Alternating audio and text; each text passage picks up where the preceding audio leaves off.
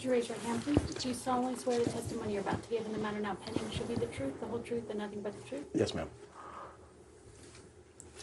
Would you please state your full name? I'm Jeffrey Edward Epstein, and my residence address is 6100 Red Hook Boulevard in Virgin Islands. Do you maintain any other residences presently? I have vacation homes in New Mexico, Palm Beach, New York, and Paris. The first thing people noticed was not the details, it was the names. When the Epstein-related documents were unsealed in 2024, the internet did what it always does. It searched for familiarity, for recognition, for power, and it found it. These were not rumors pulled from nowhere. They were names written inside court documents. Some appeared briefly, some appeared repeatedly. Not as defendants, not as convictions, but as part of a shared world that had remained hidden for years. One of the most discussed names was Bill Clinton, a former president, a global political figure. According to flight records and sworn testimony referenced in the files, his name appeared in connection with Jeffrey Epstein's private jet. No criminal charges followed. Clinton denied any wrongdoing. Legally, the matter stopped there. Publicly, it did not. Another name triggered a different kind of reaction. Michael Jackson, one of the most famous entertainers in modern history. His name appeared in witness statements related to Epstein's social environment, not as an accused criminal, not as a defendant, but as part of the same orbit. The documents offered no explanation, only presence. For many, this was the most unsettling part. Not accusations, not charges, but proximity. Because the question was no longer who committed crimes, but how did these worlds intersect at all? The files did not answer that. They simply showed that they did. More names followed. Business figures, academics, public personalities. Some were surprised to see themselves mentioned. Others stayed silent. Legally, silence meant nothing. Morally, it meant everything. Because when names appear in official records, they stop being whispers. What confused many viewers was expectation. People wanted villains exposed. They wanted clear conclusions. But the files were not written for clarity. They were written for court. And courts document reality differently than headlines. They record who was present, who was mentioned, who was seen, not what the public hopes to hear. By the end of the first wave of coverage, one thing was clear. This story was not about proving guilt. It was about revealing a world where powerful people moved freely, where access replaced accountability, and where silence lasted for decades. The names were only the beginning. Before understanding what the Epstein files revealed, it is important to understand what they actually are. They are not criminal verdicts. They are not jury decisions. They are not conclusions reached after a trial. They are legal records. Documents created inside the slow, careful language of the court system. Most of these files come from civil lawsuits connected to Jeffrey Epstein. Lawsuits filed by victims, cases that focused on damages, not prison sentences. Because many of these cases involved powerful individuals, the records were sealed for years, not destroyed, not erased, just hidden. When a document is sealed, it does not disappear. It waits. Judges seal records to protect privacy, ongoing cases, or sensitive testimony. But sealing is not permanent by default. Over time, courts reassess whether secrecy still serves justice. In this case, the answer eventually became no. When the files were unsealed, they entered the public sphere all at once, raw, unfiltered, without context. And context matters. Because court documents are not written for the public. They are written to preserve facts, statements, and legal positions. They record who said what, not what is proven.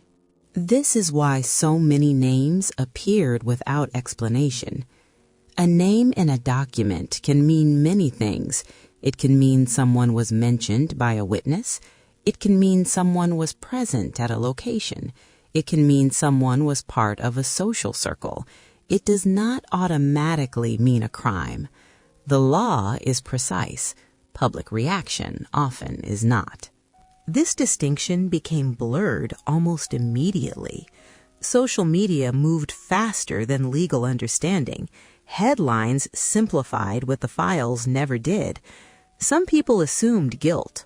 Others assumed innocence. The documents offered neither. They offered exposure.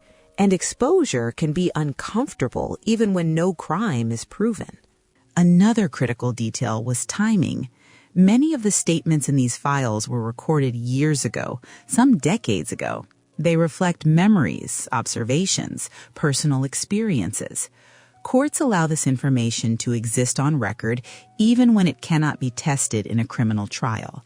This does not weaken it, but it does define its limits.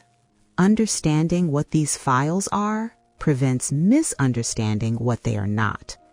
They are not answers. They are not justice. They are fragments of truth released into public view after years of silence. And once released, they cannot be unseen. In this case, it was one man, not because he was the most powerful person involved, but because everything seemed to move through him. His name was Jeffrey Epstein, and for years, very little about him made sense. Epstein did not come from privilege. He was born into a middle-class family. He did not inherit wealth. He did not rise through well-known financial institutions. And yet, by his 30s, he was presenting himself as a man who managed billions. No public proof followed these claims. No clear list of clients. No transparent success story. Just confidence and access. He began his career as a school teacher.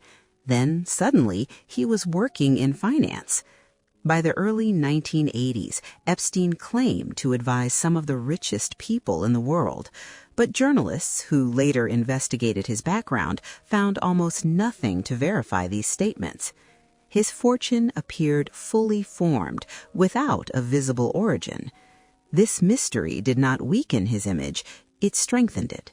Epstein understood something important. In elite spaces, mystery can be more powerful than explanation. People assumed he was wealthy because he moved like someone who was. Private jets, expensive homes, exclusive invitations. He did not ask for permission. He behaved as if it had already been granted. Over time, Epstein built a life that reflected power. A mansion in New York City, a large estate in Florida, a private island in the Caribbean. These were not hidden places. They were visible symbols. They told visitors one thing: this man mattered, and people treated him accordingly. Epstein also cultivated relationships carefully. He surrounded himself with scientists, academics, and public figures.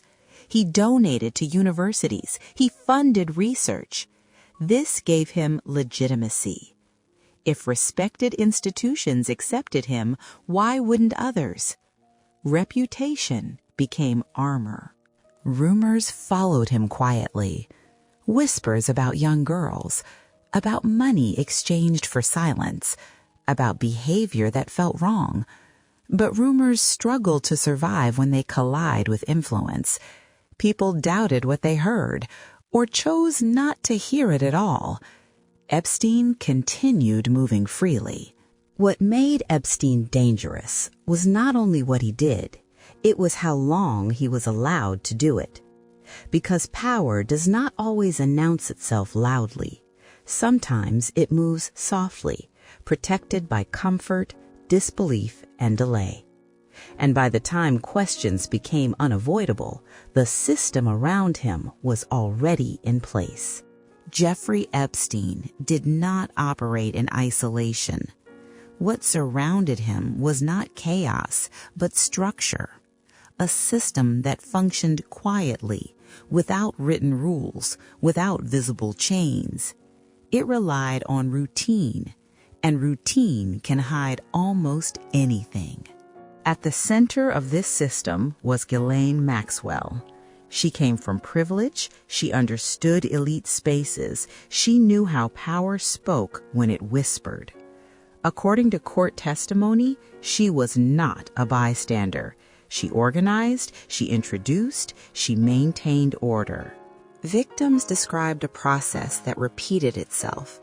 They were approached politely, often by someone they trusted, sometimes by Maxwell herself. Money was offered. The task sounded simple. Nothing seemed dangerous. What followed was gradual. Boundaries were crossed slowly, so slowly that resistance felt unreasonable. By the time fear appeared, control was already established. The system did not depend on force.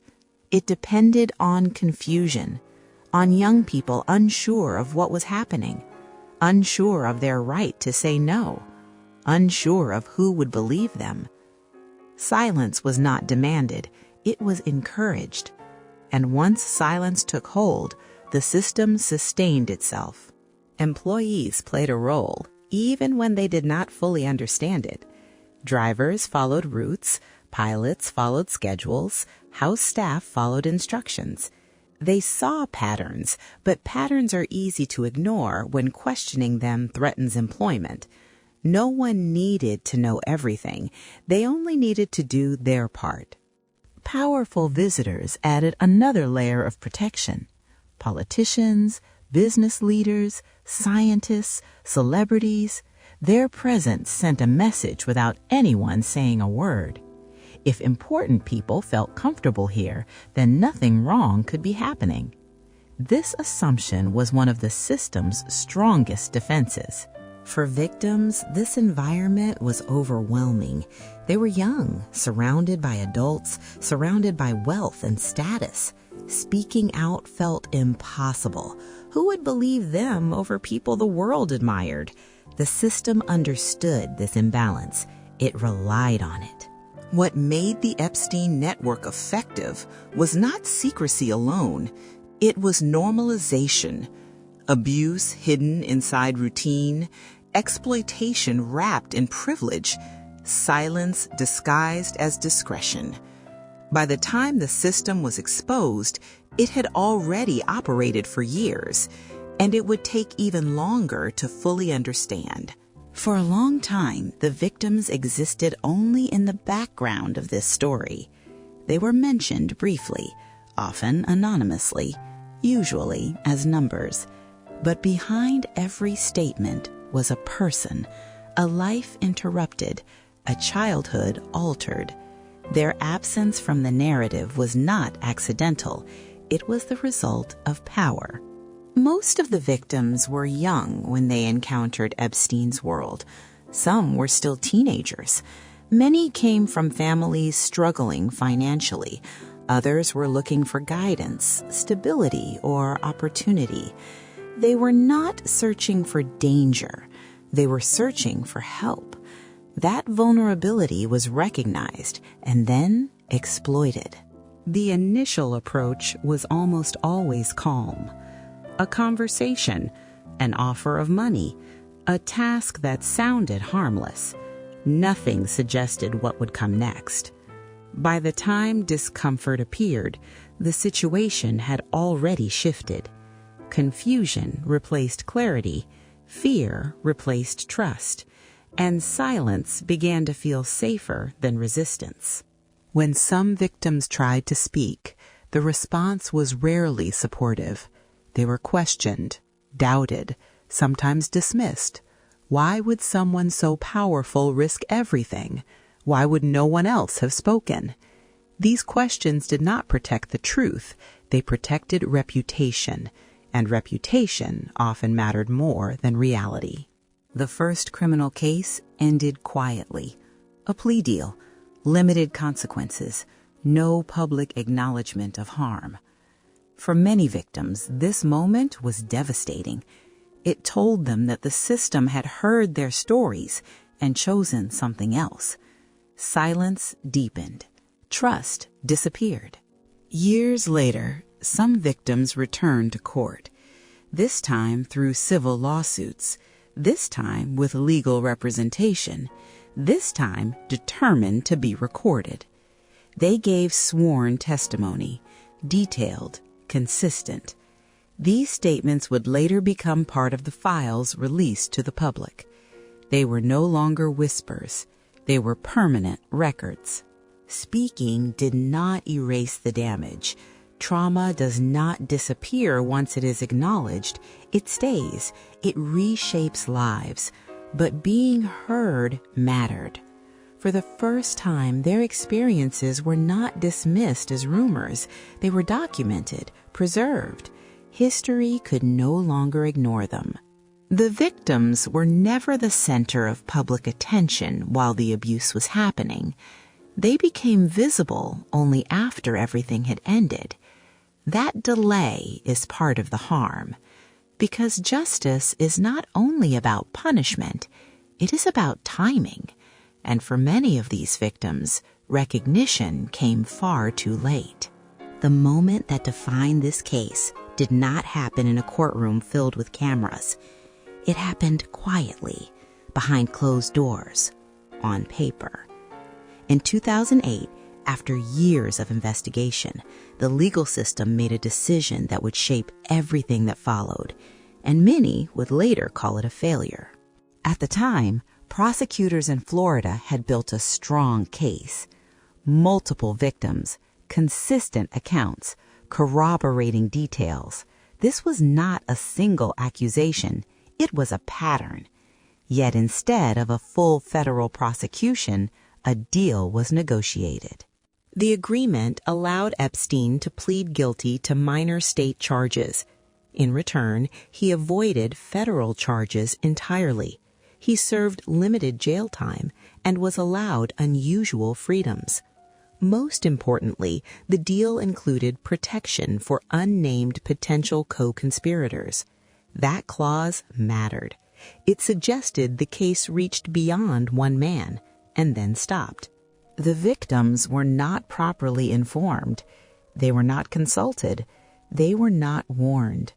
Many learned about the agreement only after it was finalized. Years later, a federal judge would rule that their legal rights had been violated, but the ruling came too late to change the outcome. Justice delayed had already become justice denied. Public reaction at the time was limited. The case did not dominate headlines.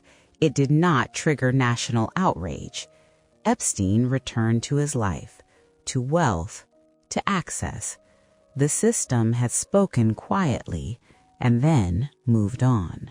For years, this plea deal became a symbol, not just of leniency, but of imbalance. It raised a question that refused to disappear.